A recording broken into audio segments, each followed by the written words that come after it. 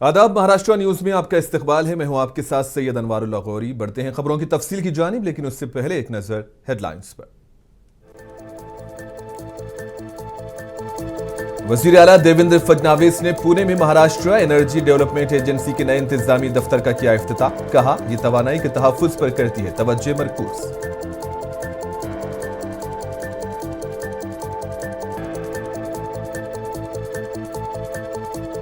राहुल गांधी की जानिब से लिखा गया आर्टिकल अवाम के पास पहुंच चुका है, जिसकी वजह से बीजेपी और वजीर आला हैं परेशान। संजय राउत का इल्जाम।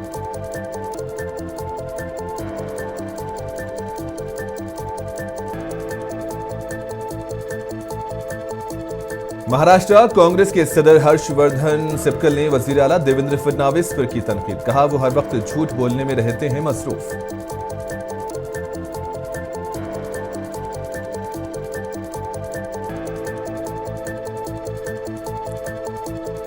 हर किसी को अपनी राय का इजहार करने का हक है हासिल। एनसीपी एससीपी की रुकने पार्लियामेंट सुप्रिया सूर्य का बयान।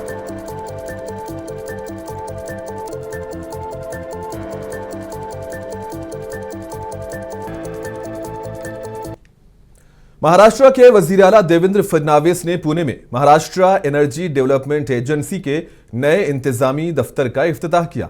वजीर आला देवेंद्र फडणवीस ने कहा कि महाराजा इमारत सब्ज फन तामीर की एक बेहतरीन मिसाल है। यह तवानाई के तहफ्फुज पर तवज्जो मरकूज करती है।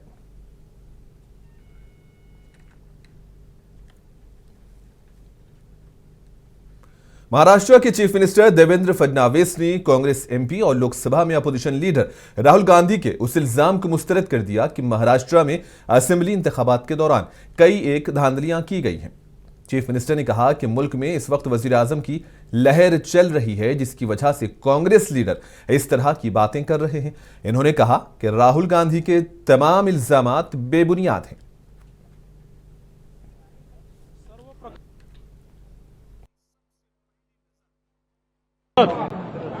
एक प्रकारे ग्रीन बिल्डिंगचा सर्वोत्तम नमुना त्या ठिकाणी आहे। सर्व प्रकारचे ग्रीन बिल्डिंगचे नॉर्म्स पूर्ण करणारी, या ठिकाणी निसर्गाचा संपूर्ण वापर करणारी, त्यासोबत एनर्जीचं कन्झर्वेशन करणारी आणि 100% जेवढी एनर्जी लागते तेवढी एनर्जी तयार करणारी अशा प्रकारची नेट झिरो बिल्डिंग ही महाऊर्जामध्ये आज तयार झाली। त्याचं उद्घाटन आम्ही केलेलं आहे। 2018 साली याचं काम सुरू केलं होतं। आज त्याचं उद्घाटन करताना मला अतिशय आनंद होतोय। आणि एवढंच नाही तर ऊर्जेच्या क्षेत्रात आणि अपारंपरिक ऊर्जेच्या क्षेत्रात महाराष्ट्राने अतिशय उत्तम काम केलेलं आहे। विशेषतः कृषी पंपांच्या संदर्भात आपण जर बघितलं तर गेल्या 1.5 वर्षामध्ये 2 वर्षामध्ये महाराष्ट्राने 5 लाख पंप लावलेले आहेत। संपूर्ण देशामध्ये 4 लाख पंप लागले आणि एकट्या महाराष्ट्राने 5 लाख पंप लावलेले आहेत। दुसरं, सौर कृषी वाहिनी योजनेच्या अंतर्गत 16,000 मेगावॅटचे फीडर हे आपण त्या ठिकाणी सोलरवर नेतो आहोत। त्याचं काम अत्यंत वेगाने चाललेलं आहे। डिस्ट्रीब्युटेड पद्धतीनं हा एशियातला सगळ्यात मोठा प्रोजेक्ट आहे, जो आपण 2026 पर्यंत पूर्ण करणार आहोत। एक अजून टार्गेट आहे की 2025च्या डिसेंबर पर्यंत।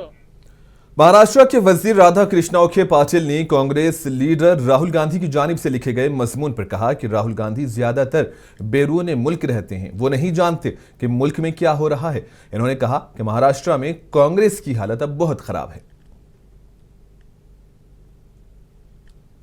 उसका जवाब दिया है कि राहुल गांधी ज्यादातर तौर पे विदेश में रहते हैं। देश में क्या चल रहा है कि उनको मालूम नहीं है। विदेश में जाके देश की बदनामी करते हैं और फिर आके देश के खिलाफ, चुनाव के खिलाफ लेख लिखते हैं।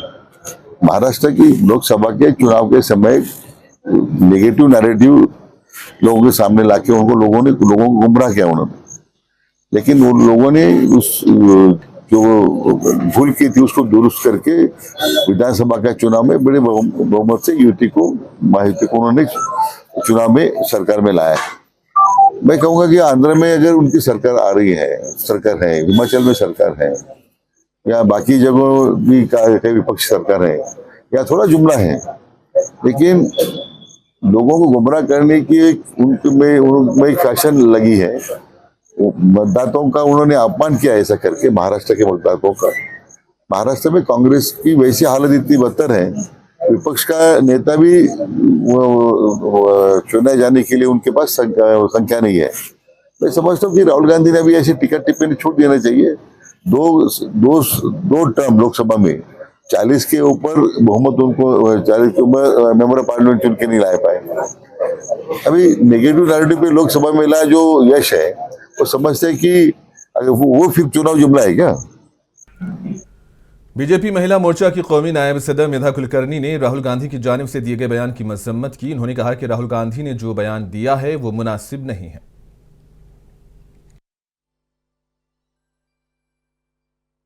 हमेशा वो ऐसी बातें करते हैं जो विदेश को खुश करने वाली हो, ऐसी बातें वो करते हैं। कभी अमेरिका को खुश करते, कभी चाइना को खुश करते, कभी पाकिस्तान को खुश करते। कभी देश को खुश करने वाली, देश की एकाध तो गौरवशाली बात वो बता दे।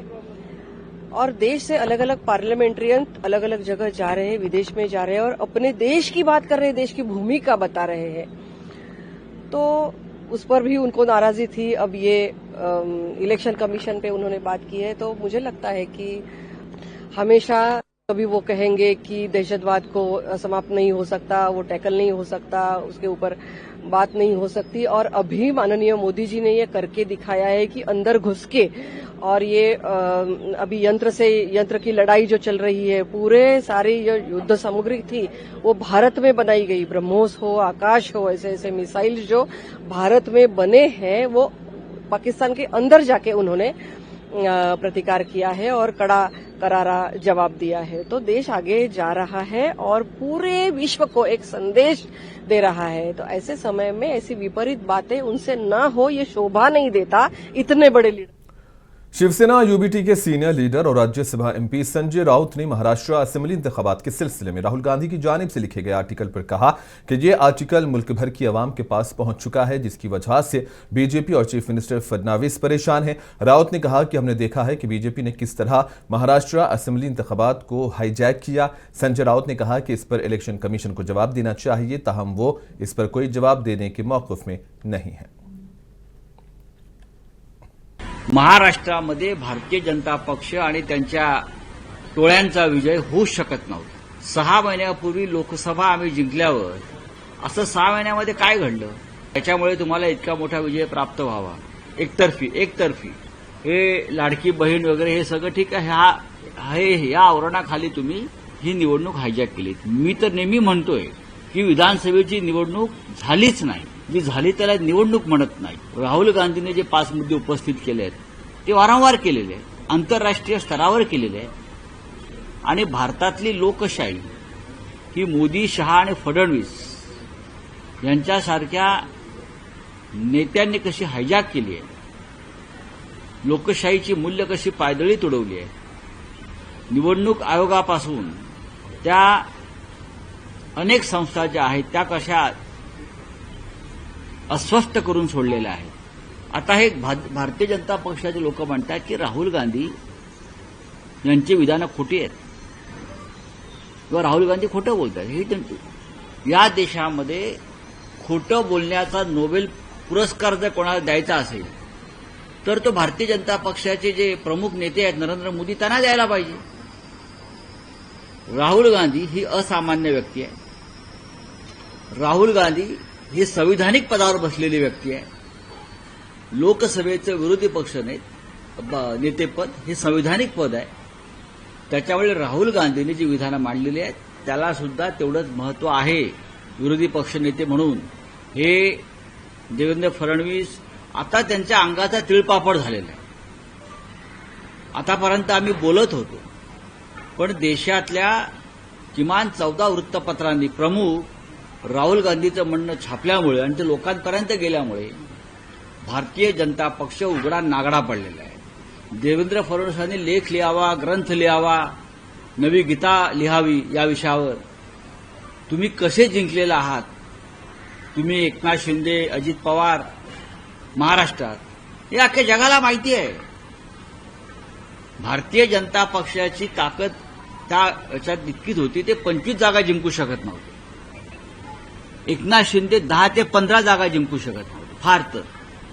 आणि अजित पवार सुद्धा त्याच रेंजमध्ये असताना ज्या पद्धतीनं विरोधी पक्षाला जागा वाटप केलं या लोकांनी, निवडणूक आयोगाने केलेलं जागा वाटप आहे की त्यांना एवढ्या आणि त्यानुसार त्यांनी संपूर्ण महाराष्ट्रामधल्या मतदान केंद्रावरती ज्याला सेटिंग म्हणतात राहुल गांधी, ते केलेलं आहे. राहुल गांधींच्या कालच्या लेखानं म्हणा, कालच्या भूमिकेनं म्हणा, फक्त महाराष्ट्रात नाही, देशात नाही, जगातल्या लोकशाही मानणाऱ्या अनेक देशामध्ये चिंतेचं वातावरण निर्माण झालं. इधर समाजवादी पार्टी लीडर फखरुल हसन चांद ने भी राहुल गांधी की जानिब से महाराष्ट्र असेंबली इंतखाबात के सिलसिले में उठाए गए सवालों की हिमायत करते हुए कहा कि समाजवादी पार्टी ऐसे सवालात बहुत पहले से उठाती आ रही है. इन्होंने कहा कि उत्तर प्रदेश के 2022 के इंतखाबात को लेकर भी कई बड़े सवाल उठे थे, लेकिन इस पर भी कोई कार्रवाई नहीं की गई. एसपी लीडर ने कहा कि उत्तर प्रदेश के ज़िमनी इंतखाबात में भी हुई धांधलियों पर कोई कार्रवाई नहीं की गई. कहा कि जमहूरियत की बहाली के लिए इलेक्शन कमीशन को इन सवालात के जवाब देने चाहिए. देखिए, समाजवादी पार्टी समझती जो सवाल नेता प्रतिपक्ष राहुल गांधी जी ने उठाए हैं, उन सवालों को समाजवादी पार्टी बहुत पहले से उठाती आ रही है. उत्तर प्रदेश में 2022 के विधानसभा चुनाव में बड़े सवाल थे. वोट प्रतिशत को लेके, बैलेट पेपर को लेके जिस तरह से सड़क पे पड़े नजर आए, वोटर्स की जो संख्या थी, वोट जो काटने की संख्या थी, उनको लेके समाजवादी पार्टी ने शपथ पत्र के साथ चुनाव आयोग को दिया था. लेकिन क्या कार्रवाई हुई? और बाई इलेक्शन में उत्तर प्रदेश में क्या हुआ, चंडीगढ़ में मेयर के चुनाव में क्या हुआ, महाराष्ट्र के चुनाव में क्या हुआ, कैसे वोट प्रतिशत बढ़ गया? अगर इन सवालों को उठाया जाता है तो चुनाव आयोग को इन सवालों का जवाब देना चाहिए. और लोकतंत्र की मजबूती के लिए, लोकतंत्र की रक्षा के लिए इस तरीके के जो लगातार सवाल उठ रहे हैं, उन सवालों का जवाब चुनाव आयोग को देना चाहिए. चुनाव आयोग इस तरह से अपनी जिम्मेदारी से भाग नहीं सकता. देखिए, जो चुनाव जीत रहे हैं, वो चुनाव कैसे जीत रहे हैं, भारतीय जनता पार्टी के राष्ट्रीय अध्यक्ष जी को इन सवालों का जवाब देना चाहिए. और सवाल सबसे बड़ा ये है कि नड्डा जी, चुनाव आयोग पे जब सवाल उठता है तो जवाब आखिर भारतीय जनता पार्टी क्यों देती है? क्या वो सवाल भारतीय जनता पार्टी से है? क्यों जिसका जवाब भारतीय जनता पार्टी दे रही है? सवाल तो चुनाव आयोग से है, चुनाव आयोग की निष्पक्षता पे है, लेकिन जवाब भारतीय जनता पार्टी की तरफ से आता है. अगर वोट कहीं मशीन में कोई गड़बड़ी होती, वोट पड़ता नजर आता है, वो केवल भारतीय जनता पार्टी को नजर आता है पड़ता हुआ, किसी अन्य दल को पड़ता नजर क्यों नहीं आता? अगर इन सवालों को पूछा जा रहा है, कि वोट प्रतिशत 5 बजे के बाद, 1-2 घंटे बाद, 4 घंटे बाद एकदम से बढ़ कैसे गया? जिस समय पोलिंग हुई, जो उसके बाद काउंटिंग हुई, उसमें इतना फर्क कैसे? तो इन सवालों का जवाब चुनाव आयोग को देना चाहिए. ये सवाल चुनाव आयोग से था, लेकिन जवाब जब भारतीय जनता पार्टी देती है तो पूरी की पूरी दाल काली नजर आती है. महाराष्ट्र कांग्रेस के सदर हर्षवर्धन सिब्कल ने कहा कि कांग्रेस लीडर राहुल गांधी ने बीजेपी के खिलाफ कोई मजमून नहीं लिखा और राहुल गांधी का मजमून किसी के खिलाफ नहीं है. उनके पास इलेक्शन कमीशन के डेटा के बारे में कुछ हकायक हैं और अपने मजमून के जरिए उन्होंने वही डेटा लोगों के दरमियान रखा है. भाजपा के खिलाफ में तो कोई आर्टिकल राहुल गांधी जी ने लिखा नहीं है. राहुल गांधी का जो आर्टिकल है किसी के खिलाफ में भी नहीं है. राहुल गांधी जी ने कुछ तथ्य जो है वो इलेक्शन कमीशन का जो डेटा है, उसी डेटा को उन्होंने अपने आर्टिकल के माध्यम से उन्होंने लोगों के बीच में उसको रखा हुआ है. आज दूसरे दिन क्या किया, तो जो वो उनका इलेक्शन कमीशन का बचाव कर रहे हैं. आप इलेक्शन कमीशन का क्यों बचाव कर रहे हैं? आपको कोई वकील के नाते इलेक्शन कमीशन ने थोड़ी रखा है. इस सारे सवालों का जवाब इलेक्शन कमीशन ने देना चाहिए. और जो चोरी हुई है वो महाराष्ट्र की सरकार, तो उनका एक तरीके से लिखना है, यानी उल्टा चोर कोतवाल को डांटे, इस प्रकार से उन्होंने उनका आर्टिकल लिखा हुआ है. उसमें कोई तथ्य रखे हुए नहीं, कुछ नंबर के साथ उन्होंने वहां जगलरी करने का प्रयास किया है, मगर वो राहुल गांधी के खिलाफ भी वो एक लेख. महाराष्ट्र कांग्रेस के सदर हर्षवर्धन सिब्कल ने चीफ मिनिस्टर देवेंद्र फडणवीस पर तनकीद करते हुए कहा कि वो हर वक्त झूठ बोलने में मसरूफ रहते हैं. हर्षवर्धन ने कहा कि नक्सली सरगर्मियों का सबसे बड़ा नुकसान कांग्रेस को हुआ. इन्होंने कहा कि नक्सल सरगर्मियों की वजह से कांग्रेस ने अपने कई अहम कायदीन को खो दिया. हर्षवर्धन ने मजीद कहा कि मुकुल में नक्सल सरगर्मियों के खिलाफ सख्त कार्रवाई का सेहरा भी कांग्रेस को ही जाता है. इन्होंने कहा कि मनमोहन सिंह हुकूमत ने इस सिलसिले में कई इकदाम किए थे, जिसकी वजह से नक्सल सरगर्मियों में कमी आई थी. गेलं आणि आता थेट सुप्रीम कोर्टाच्या जे जज त्या समितीत होते त्यांनाच काढणं, हा त्यांनी जो एकंदर जो प्रकार केलेला आहे, यामध्ये सर्व काही येतं. त्यामुळे निवडणूक आयोग आणि निवडणूक आयोगाच्या अलीकडच्या काळातला जे कामकाज आहे हे सगळं संशयास्पद आहे. एवढंच नव्हे तर जे चोकलिंगम जे आहेत यांची नियुक्ती सामान्य प्रशासन विभाग महाराष्ट्राने करायला पाहिजे होती, मात्र ती निवडणूक आयोगाने केलेली आहे. त्यामुळे एकंदरीत हे गुजरातशी संबंधित आयुक्तांना तिथे नेमणे, स्वतःच्या मागे पुढे करणारे अधिकारी नेमणे, तर ही जी एक गरिमा निवडणूक आयोगाची आहे ही कधी नव्हे ती इतक्या खाली ही मलिन करण्याचं काम भारतीय जनता पार्टीच्या सरकारने केलेलं आहे. मूळ विषय जो आहे ते वाढलेलं मतदान आहे. या वाढलेल्या मतदानासोबत काँग्रेसने काय मागणी केली की फोटो असणारी मतदार यादी ही देण्यात यावी, मात्र फोटो असणारी मतदार यादी पण दिल्या जात नाही आणि 41,000चे मतदानाचं उत्तर हे दिल्या जात नाही. त्याला बगल ठेवून मारून हे पुढे पळतात आहे. त्यामुळे ऑब्जेक्टिव्हली वस्तुनिष्ठ स्वरूपामध्ये हा ब्लॅक अँड व्हाईट प्रश्न आहे. हा एनसीपी एससीपी की रुकने पार्लियामेंट सुप्रिया सुले ने कांग्रेस के लीडर राहुल गांधी की जानिब से लिखे गए मजमून पर कहा कि हर किसी को अपनी राय का इजहार करने का हक है. इन्होंने कहा कि राहुल गांधी ने इलेक्शन कमीशन से कई सवालात पूछे हैं, इसका जवाब उन्हें नहीं मिला है.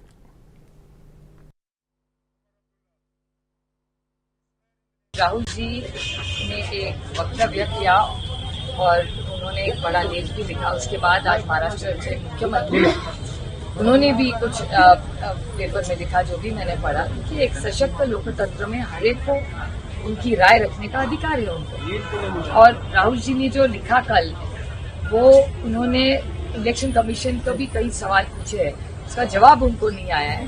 उसी के पुणे में हफ्ते को होने वाली मूसलाधार बारिश की वजह से कई नशीबी इलाके ज़ेर-ए-आब आ गए हैं. सोशल मीडिया पर एक वीडियो वायरल हो रहा है जो पुणे के हिंजावाड़ी आईटी पार्क रोड का बताया जा रहा है. वीडियो में पुणे म्युनिसिपल कॉरपोरेशन की एक एसी बस पानी में डूबी नजर आ रही है. कल पुणे और आसपास के इलाकों में 150 मिलीमीटर से ज्यादा बारिश रिकॉर्ड की गई.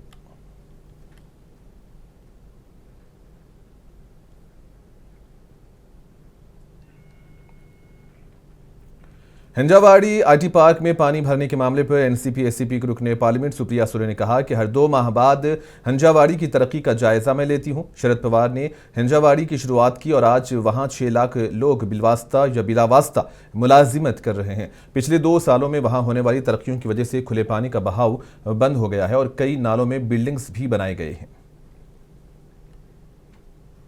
कितने साल से कह रही हूँ मैं हर 2 महीने हिंजवड़ी का डेवलपमेंट का रिव्यू लेती हूँ. आपको पता होगा पवार साहब ने हिंजवड़ी की शुरुआत की थी और आज 6 लाख लोग डायरेक्टली इनडायरेक्टली वहाँ काम करते हैं. लेकिन 2 साल से वहाँ इतनी डेवलपमेंट हो रही है और हम सब कह रहे हैं कि वहाँ के जो ओपन एरियाज है वो भी क्लोज करके जो वाटर फ्लो करता था वो पूरा बंद हो चुका है. उसके ऊपर से ही रास्ते गए, कई नालों में बिल्डिंग बनाई गई है. इसी के खिलाफ हम 2-2.5 साल से लड़ाई कर रहे हैं सरकार के साथ कि आप डेवलपमेंट जरूर करें लेकिन साइंटिफिक. बीजेपी के रुकने पार्लियामेंट रविशंकर प्रसाद की क़ियादत में कुल जमाती वफ्द की रुकन शिवसेना यूबीटी के रुकने पार्लियामेंट प्रियंका चतुर्वेदी ने कहा कि हमने जर्मनी के वज़ीर ख़ारिजा, पार्लियामेंट के वाइस चेयरमैन और दीगर ओहदेदारों के साथ बहुत अच्छी मुलाकात की. हिंदुस्तान और हमारे वफ्द को बहुत ही मुस्बत जवाब मिला. इससे जाहिर होता है कि दुनिया दहशतगर्दी के खौफ को समझती है.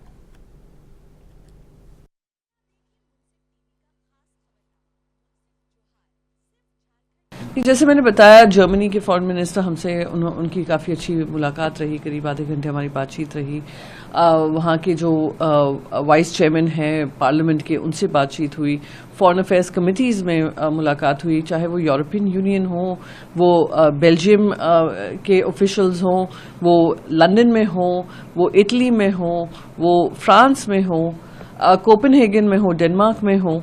सभी जगह जो पॉजिटिव रिस्पांस इंडिया को मिला है और हमारे डेलीगेशन को मिला है और पेशेंटली हमारी सुनवाई हुई है, उससे ये यकीन हो रहा है कि दुनिया टेररिज्म के दहशत को समझती है और उसको एड्रेस करने के लिए एकत्रित होना बहुत ज़रूरी है. तो ये कंटिन्यूड एंगेजमेंट, कंटिन्यूड डायलॉग बना रहेगा. काफ़ी सारे मेंबर्स ऑफ पार्लियामेंट से भी हुए, ऑपोजिशन के हों या सरकार के हों, सबसे बातचीत हुई है. And everybody is unanimous and unequivocal about it कि terrorism in all its form has to be condemned और टेररिज्म की कोई जगह एक ऐसे इन देशों में नहीं हो सकती हैं जो ट्रेड और इकोनॉमिक डेवलपमेंट और इंक्लूसिविटी में विश्वास करते हों, डेमोक्रेसी में. महाराष्ट्र की रत्नागिरी में एलपीजी गैस टैंकर और मिनी बस के दरमियान हादसे के बाद गैस का इखराज हुआ और बावंदी के करीब बाज घरों में आग लगी। 2 कारें और एक गाय का गोशा जलकर राख हो गया। मुंबई और गोवा हाईवे पर ट्रैफिक में खलल पड़ा है। गैस के इखराज को रोकने के लिए कोशिशें जारी हैं।